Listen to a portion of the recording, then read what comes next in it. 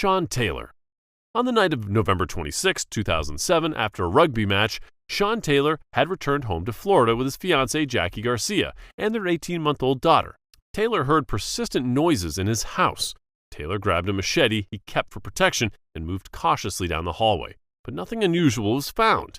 As he turned down the bedroom doorway, an intruder appeared out of the darkness. He fired a bullet at him. The bullet struck Taylor in the upper leg. He collapsed instantly. Jackie called 911 while trying to stop the bleeding.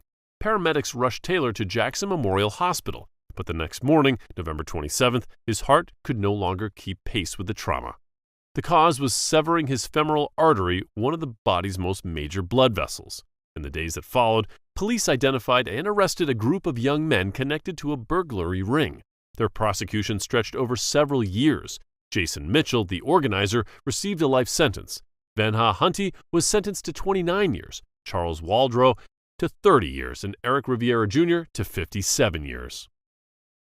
Gene Lipscomb. May 10, 1963, Baltimore. Gene Lipscomb, the 6'6" rugby player known as Big Daddy, went out on the streets of Baltimore, Maryland. According to his companion that evening, Tim Black, they drifted through bars and small gatherings, partying with women until nearly 3 a.m. Black stated that Lipscomb had been using a prohibited substance multiple times a week for the previous 6 months, with Black being his dealer.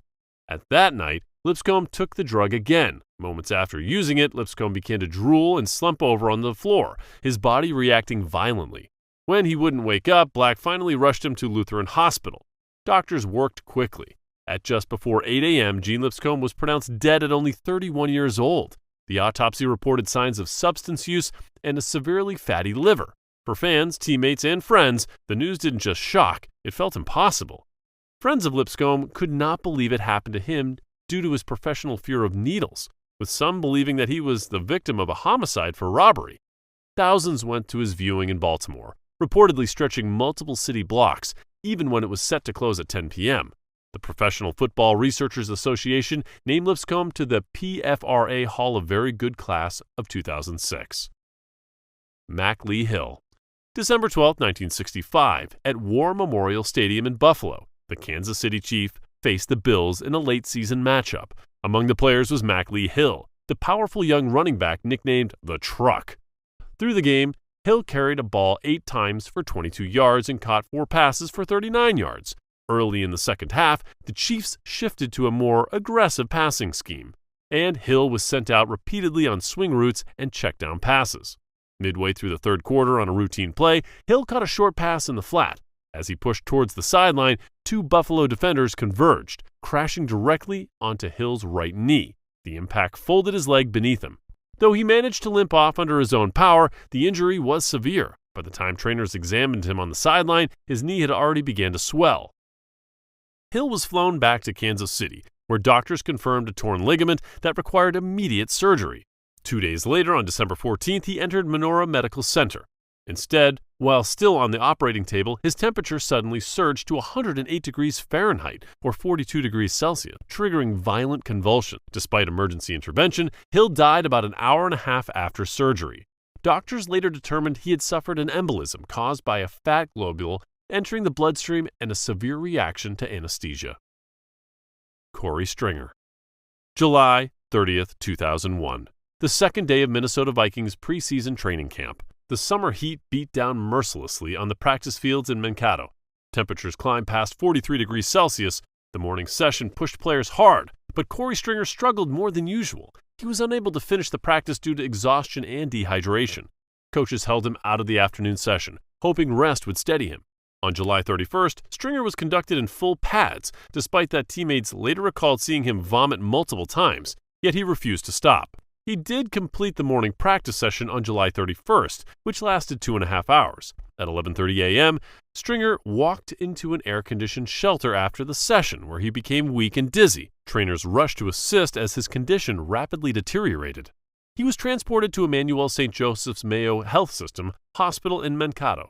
Upon arrival, doctors recorded a core body temperature of 108 degrees Fahrenheit, or 42 degrees Celsius. Despite aggressive treatment, his organs began to fail one after another. At 1:50 a.m. on August 1st, 2001, Cory Stringer was pronounced dead. An autopsy confirmed the cause multiple organ failure brought on by heat stroke. Joseph Andolsek. On June 23, 1992, in rural Lafourche Parish, Louisiana, Joseph Andolsek was working with a weed cutter in his front yard. Nearby Louisiana Highway 1 cut a straight path through the countryside. A pickup truck driven by James E. Bennett of Baton Rouge lost control. In an instant, the truck left the highway and barreled into Andolsek's yard and struck him, throwing him several feet before continuing forward another 400 feet down the yard before coming to a stop. Emergency responders were called immediately, rushing to the scene to provide aid, but the injuries Andolsek sustained were catastrophic. Despite paramedic efforts, he was pronounced dead shortly after arrival. The driver, James E. Bennett, later admitted to investigators that he had fallen asleep at the wheel, causing the truck to drift off the highway and into Andolsek's property. After the investigation concluded, Bennett was arrested and charged with negligent homicide and failure to maintain control of a vehicle. He was taken into custody and held at the Lafourche Parish Jail while awaiting court proceedings. Stone Johnson. On August 30, 1963, rookie Stone Johnson stepped onto the field for a preseason exhibition game in Wichita, Kansas. Early in the game against the Houston Oilers, he took part in a kickoff return, sprinting ahead to throw a block for his teammate. But as he collided with Oilers defender Johnson, absorbed a violent impact to his neck. He immediately collapsed. Trainers rushed to him and realized something was terribly wrong. Johnson could no longer move his arms or legs. He was lifted onto a stretcher and transported to St. Francis Hospital. X-rays revealed a fracture of his fifth cervical vertebrae, with severe spinal cord damage. For 10 days, Johnson remained hospitalized, able to only move his head while the rest of his body lay motionless. On September 8, 1963, Stone Johnson died from complications of the spinal injury. He was just 23 years old. A haunting coincidence, another player, Howard Earl Glenn, had also just died 3 years earlier in a game against the Houston Oilers, as he too suffered a fatal neck injury on the field. Marshawn Kneeland. On the night of November 5, 2025, Marshawn Kneeland, an American professional football player, was driving through Dallas when police tried to pull him over for a traffic violation about excessive speeding. But instead of stopping, he floored the accelerator and took off, sparking a high-speed chase. His car tore down the Dallas North Tollway at over 145 miles per hour. Officers struggled to keep up. As soon as the pursuit ended when he crashed into a pickup truck in a quiet suburb, Kneeland abandoned the car, leaving behind an empty gun holster and raised the immediate alarm. Police rushed to his apartment but found it empty. Canine units and drones scoured the area. Then, just after 1:30 a.m. on November 6, authorities found Kneeland nearby, dead from what appeared to be a gunshot wound. The police later concluded that he had ended his life with his firearm. Jerry Brown. In the early morning of December 8, 2012, Jerry Brown and Josh Brent, two rugby players in the Cowboys, were driving on Texas State Highway 114 outside Dallas. Around 2:21 a.m., Brent's car struck an outside curb at a high speed, causing the vehicle to flip violently and come to rest in the middle of a service road.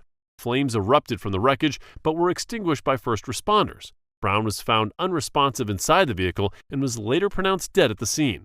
Brent survived and attempted to pull Brown from the car, but it was too late to save his teammate. He was charged with driving under the influence and intoxication manslaughter later. The crash happened just one day before a crucial matchup against the Cincinnati Bengals, a game with playoff implications for both teams. In honor of Brown, others had hung his jersey in the locker room, a silent tribute to their fallen teammate. On game day, they executed a stunning 20-19 comeback victory, capped by a Dan Bailey 40-yard field goal in the closing seconds. After the final whistle, Garrett embraced Jackson Hatcher, who had held Brown's jersey throughout the contest.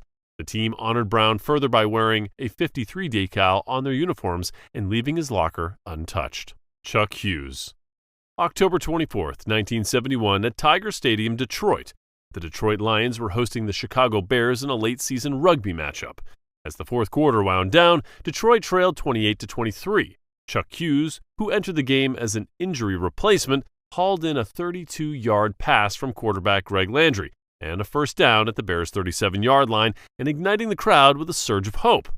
3 plays later, Landry fired toward tight end Charlie Sanders near the end zone, but the ball bounced off of Sanders' hands. Hughes, who had been used as a decoy on the play, turned and jogged back towards the huddle with 1:02 left on the clock. Then he suddenly collapsed near the 20-yard line, clutching his chest. He just fell steps away from Bears linebacker Dick Butkus, who immediately saw Hughes convulsing on the turf. Realizing the situation, Butkus frantically motioned to the sideline for medical assistance. doctors and trainers from both teams sprinted onto the field. Minutes later, an ambulance rushed him to Henry Ford Hospital. The game ended under a cloud of disbelief. At 5:34 p.m., Chuck Hughes was pronounced dead at age 28.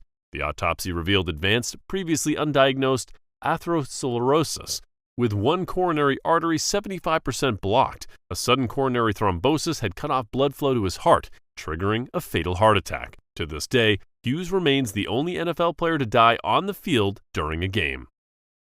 Derrick Thomas.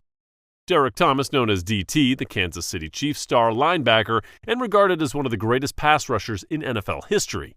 On January 3, 2000, a harsh winter storm rolled across Missouri. Snow and ice were piling rapidly on the highway, and Thomas with his friends were driving close to 70 miles per hour along Interstate 435 toward the airport to St. Louis to watch the NFC Championship game.